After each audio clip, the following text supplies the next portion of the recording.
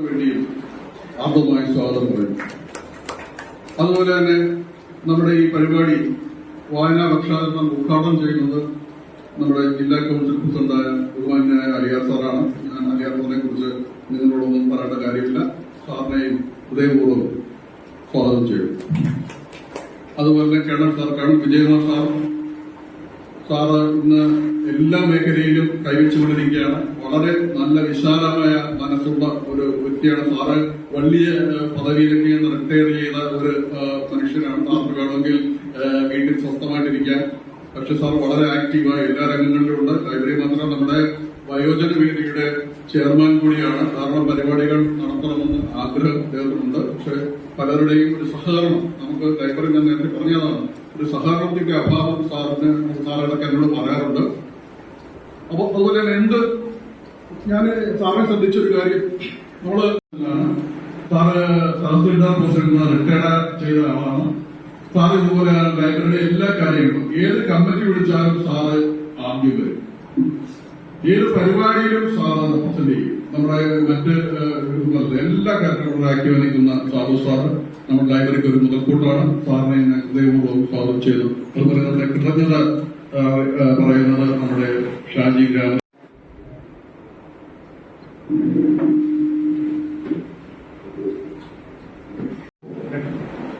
എനിക്ക് തോന്നുന്നു നിങ്ങളുടെ പ്രായത്തിൽ, ചെറിയ പ്രായത്തില് പെൺകുട്ടികളുടെ വിദ്യാഭ്യാസത്തിന് വേണ്ടിയിട്ട് എഴുതിയ അല്ലെ, സോഷ്യൽ മീഡിയയിലൂടെ എഴുതിയിട്ടുള്ള ധീരയായ പെൺകുട്ടികളുടെ പേരാണ് മലാല യൂസഫ് സായി.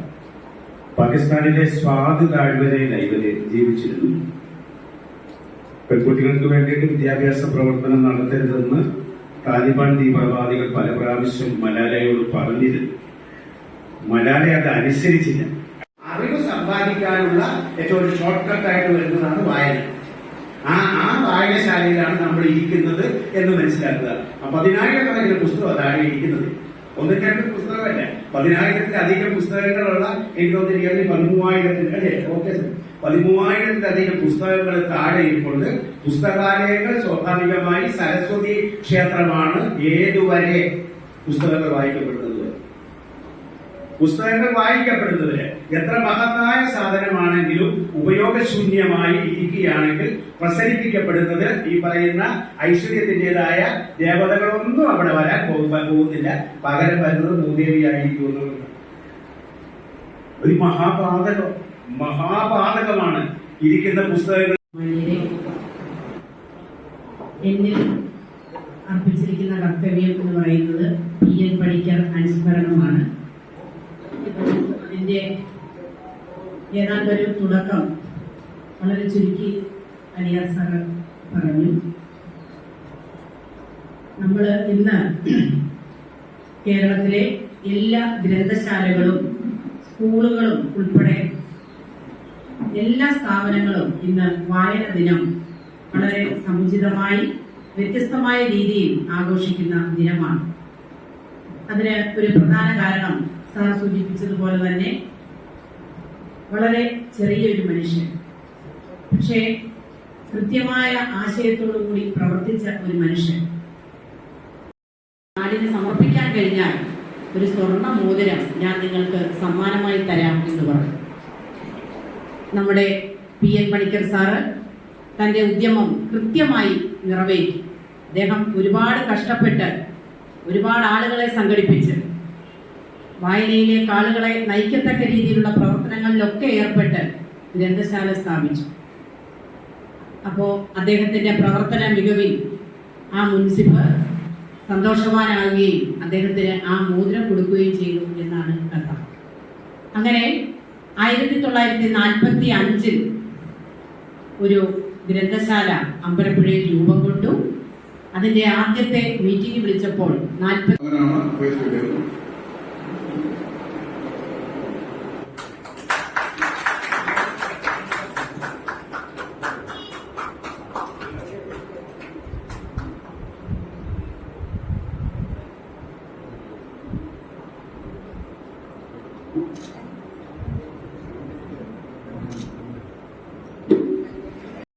എന്ന് പറയുന്നതിലൂടെയാണ് നമ്മുടെ ചരിത്രം ഉണ്ടാകുന്നതും ആ റീഡിങ്ങിലൂടെയാണ് നമ്മൾ ഇന്ന് കാണുന്ന നമ്മുടെ ലോകത്തിലുള്ള എല്ലാ കാര്യങ്ങളും സയന്റിഫിക് ആയിട്ട് നോക്കിയാലും മെഡിക്കൽ ആയിട്ട് നോക്കിയാൽ ഏത് സ്പോർട്സ് ആയാലും അഗ്രികൾച്ചർ ആയാലും ഏത് ഫീൽഡിൽ ഇന്നിപ്പം എയർക്രാഫ്റ്റ് ആയിട്ട് ഏത് ആയിക്കോട്ടെ ഏത് സ്പേസിലായിട്ടുള്ള ഏത് ഫീൽഡിലും നമ്മൾ ഉയരങ്ങളിലേക്ക് പോയിക്കൊണ്ടിരിക്കുന്നത് നമ്മുടെ പഴയ ചരിത്രങ്ങൾ പഠിച്ചതിന് ശേഷമാണ്.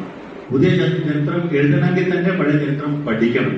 അങ്ങനെയുള്ള ഒരു കാര്യമാണ് വായനയിൽ കൂടെ നമുക്ക് കിട്ടുന്നത്.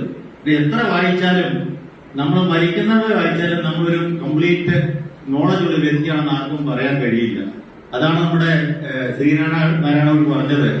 ഞാനിപ്പം അരിയാസാനത് തുടങ്ങി കുറച്ച് നാളായിട്ട് അദ്ദേഹം പറഞ്ഞത് നമുക്ക് എല്ലാവർക്കും അറിയാം. അറിവില്ല എന്നുള്ള അറിവ് ആദ്യം വേണം. നമുക്ക് അറിവില്ല പഴയ കാര്യം ഇത് ഞാൻ പറയാം. അറിവില്ല എന്നുള്ള അറിവ് ആദ്യം വേണം, പിന്നെ അറിയണമെന്നുള്ള അറിവ് വേണം. രാം കെയർ ഓഫ് ആനന്ദി പുസ്തകം ഇതിനാണ് അവാർഡ് കിട്ടിയത്. ആ പുസ്തകത്തെ പറ്റി പറയുന്നതിന് മുമ്പ് എന്റെ അനന്തരവളാണ് ഈ അഖിൽ പി ആനന്ദിനെ കാർട്ടൂർ ഹോളി ഫാമിലി ഹൈസ്കൂളില് പഠിപ്പിച്ചതും. ഈ അഖില് മൊത്തത്തില് ക്ലാസ്സിൽ കയറാതെ മൊത്തം അലമ്പ് അടിച്ചു നടക്കുന്ന സ്വഭാവമായിരുന്നു. ഞാൻ പറയാൻ കാര്യം 2 വർഷം മുമ്പ് ഫേസ്ബുക്കിൽ അഖിൽ എഴുതിയ കുറിപ്പാണ്. അതിലൂടെയാണ് ഞാൻ എന്റെ അനന്തരവളാണ് ഇവനെ ഇങ്ങനെ മനംമാറ്റി ഈ രീതിയിൽ എഴുത്തിലോട്ട് നയിച്ചത്. ആ ഫേസ്ബുക്കിലൂടെ ഞാൻ അറിയുന്നത്. ഞാനത് കഴിഞ്ഞ് അതിനോട് വിളിച്ചപ്പോഴും കാര്യങ്ങൾ പറയും. ഇന്നലെ അവാർഡ് കിട്ടിയപ്പോഴും ആദ്യം അഖിൽ വിളിച്ചു പറയുന്നത് എന്റെ അനന്തരവളോടാണ്. ആ ഫേസ്ബുക്കിൽ ഇന്നലെ ആദ്യം പോസ്റ്റ് ചെയ്തതും എന്റെ പ്രണയ കഥ ഞാൻ നിങ്ങളുടെ മുമ്പിൽ നിന്ന് പങ്കുവയ്ക്കുകയാണ്. അതിലെ കഥാപാത്രങ്ങൾ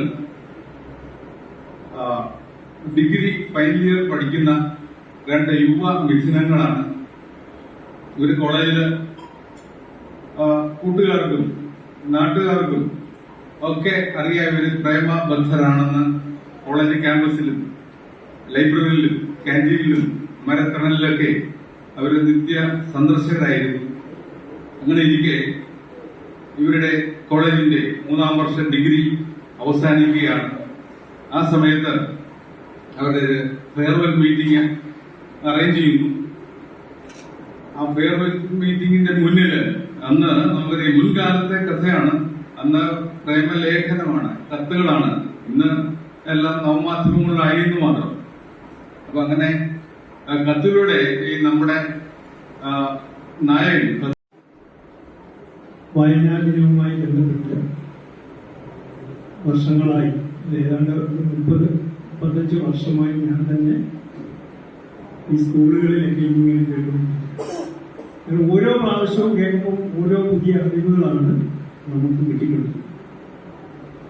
അപ്പൊ ഇവിടെ വായന ഇതിനു മുമ്പ് ഇവിടെ ഒരു പരിപാടി വെച്ചായിരുന്നു, വായന മരിക്കുന്നു എന്ന് പറഞ്ഞൊരു ചർച്ച വെച്ചു. പക്ഷെ വായന മരിക്കുന്നില്ല. ഇപ്പം രോഷ്ണ ടീച്ചർ പറഞ്ഞപ്പോൾ ആ പുസ്തകം ഒന്ന് വായിച്ചാലുള്ള ഒരു ആഗ്രഹം തോന്നിച്ചു. അപ്പൊ വായനയാണ് എന്തിനും അടിസ്ഥാനപരമായ കാര്യമെന്നാണ് ഇവരെല്ലാവരും പറഞ്ഞത്. അത് തന്നെയാണ് ശരിക്കും ഏറ്റവും നല്ല ഭരണാധികാരികൾ ഏറ്റവും കൂടുതൽ വായിക്കുന്നവരാണ്. എന്ന് വെച്ചാൽ നമ്മുടെ ആദ്യത്തെ പ്രധാനമന്ത്രിയായ നെഹ്റു ഏറ്റവും കൂടുതൽ പുസ്തകം വായിക്കുന്ന വ്യക്തിയായിരുന്നു. എനിക്കൊന്ന് ലോകത്തിലെ തന്നെ അല്ലെങ്കിൽ